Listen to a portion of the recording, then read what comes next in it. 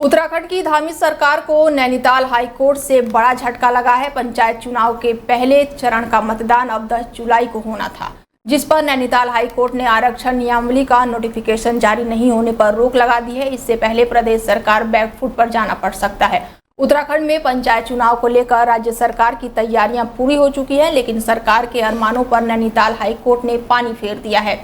High court ने आरक्षण नियमावली का नोटिफिकेशन जारी नहीं होने पर त्रयोदशी पंचायत चुनाव पर रोक लगा दी है। ये भी देश के इतिहास में शायद पहली बार हुआ है कि चुनाव की अधिसूचना जारी होने के बाद भी वो बिना चुनाव किए ही हट गई है। नैनीताल हाईकोर्ट के इस फैसले को धामी सरकार के लिए बड़े झटके के रूप में देखा जा रहा है।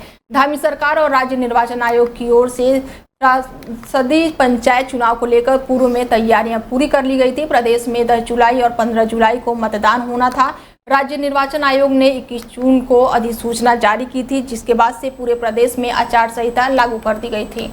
उत्तराखंड में चल रही 4 धाम यात्रा में अब हेली सेवा मिलना मुश्किल है। मौसम खराब होने की वजह से कोई भी कंपनी उड़ान नहीं भर रही है। जिस प्रकार मानसून सक्रिय है, माना जा रहा है कि अब मानसून के बाद ही हेली सेवा सुचारू रूप से हो पाएगी। बता दें कि मौसम लगातार बिगड़ने और बार बार फ्लाइट कैंसिल होने से हेली कंपनियां काफ़ी परेशान है, लिहाजा उन्होंने यहां जाना बंद कर दिया है और इसे वो बेहद ही बेहतर समझ रहे हैं।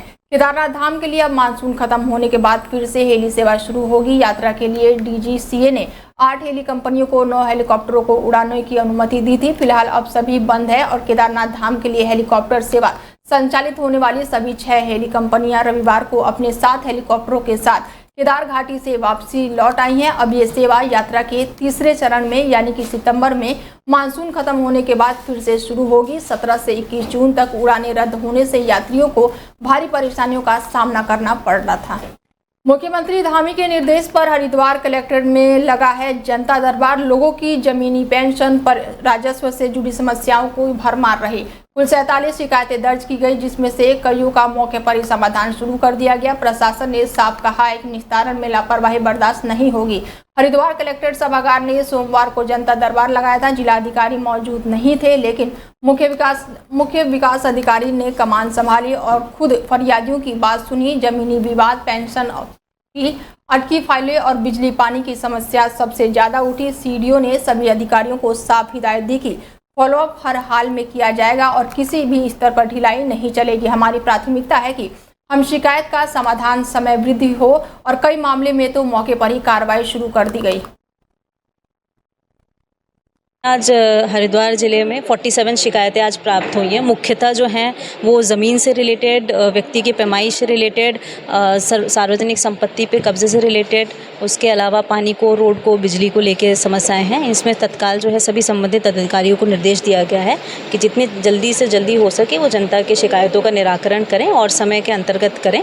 और कुछ जो शिकायतें हैं जो आज तत्काल भी सुलझाई गई हैं, उसके अलावा जब नेक्स्ट मंडे को जब हमारी जनसुनवाई होगी तो उसमें हम लोग फॉलो भी करेंगे किस विभाग ने क्या कार्रवाई की है पिछली शिकायतों को लेकर। सुनवाई में तो ऐसी कोई शिकायत नहीं आई है। हाँ, मगर अगर कभी उत्तराखंड में कई कंपनियों की दवाइयां गुणवत्ता मानकों में फेल हुई है। केंद्रीय औषधि गुणवत्ता नियंत्रण संगठन ने जून माह की रिपोर्ट जारी की है। राज्य खाद्य एवं औषधि नियंत्रण विभाग की ओर से कंपनियों के दवाइयों की आपूर्ति पर रोक लगाई गई है। हरिद्वार रोड की भगवानपुर रुद्रपुर औद्योगिक क्षेत्र में चल रहे कई फार्म कंपनियों की दवाइयां गुणवत्ता मानकों में खरी नहीं उतरी हैं।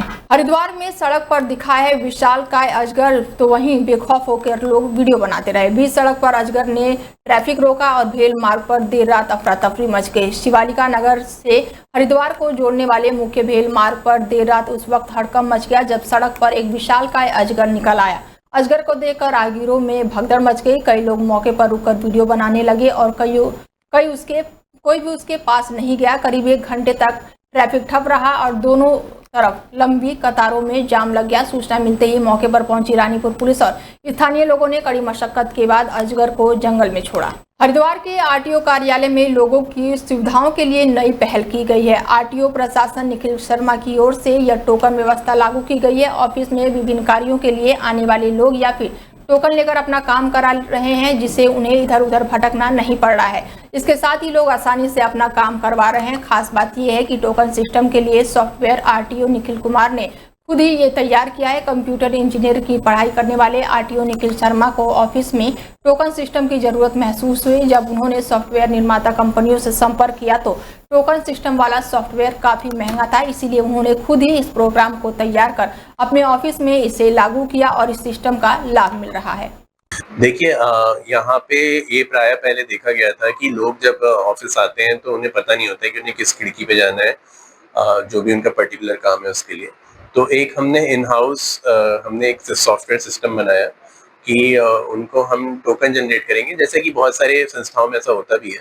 तो उसी चीज़ को हमने यहाँ पे एक इनिशिएट किया है कि जैसे ही कोई व्यक्ति आता है तो हमारे वेटिंग हॉल में वहाँ पे जो हमारे कर्मचारी बैठे हैं वो उनको एक टोकन जनरेट करके देते हैं और उसके बाद वो व्यक्ति वहीं वेटिंग हॉल में ही अपने टर्न का इंतज़ार करते हैं। सामने हमारे एक स्क्रीन लगी हुई है, उसमें जिस भी उनका नाम जब डिस्प्ले हो जाता है, उनके नाम के आगे एक विंडो नंबर डिस्प्ले हो जाती है। तो उनको जैसे ही उनका नाम डिस्प्ले होता है उन्हें पता चल जाता है हमें इस विंडो पे अपना काम कराने के लिए जाना है।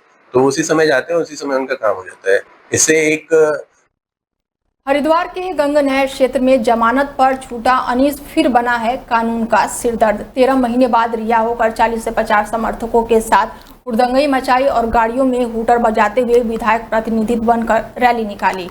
इसके साथ ही हरिद्वार पुलिस ने गंभीरता से लिया मामले को और गंगा नहर कोतवाली में मुकदमा दर्ज हुआ और कई धाराओं पर केस दर्ज करके कार्रवाई तेज की गई है। एसएसपी प्रमोद सिंह ने निर्देश पर पुलिस ने आरोपी अनीस के घर पर दबिश दी, लेकिन मुख्य आरोपी फरार रहा। भाई जावेद को पूछताछ के लिए पुलिस ने हिरासत में लिया। पुलिस ने वायरल वीडियो में दिख रहे स्कॉर्पियो और 2 बोलेरो गाड़ियों को भी सीज कर दिया है। गुंडई का वीडियो वायरल होने के बाद से हरिद्वार पुलिस की साख पर अब सवाल उठ रहे हैं। खबर रुड़की से है, जहां पर ब्रेक चिपकने के कारण सफरपुर गांव में रेलवे ट्रैक पर जनसेवा ट्रेन रुक गई। गांव और ट्रेन में हड़कंप मचने के बाद से मौके पर भगदड़ जैसे हालात बन गए। बड़ी संख्या में ट्रेन से उतरकर यात्री भागने लगे और करीब 20 मिनट तक सफरपुर गांव में जनसेवा ट्रेन रुकी और संतुष्टि मिलने के बाद ही फिर से ट्रेन में यात्री सवार हुए। अमृतसर से बिहार के पूर्णिया जा रही थी ये जनसेवा ट्रेन। रुड़की के गंगा नहर कोतवाली क्षेत्र का सफरपुर गांव में ये ट्रेन यहां पर रुक गई थी, जिसके बाद से यात्रियों और गांव के लोगों में हड़कंप मच गया था।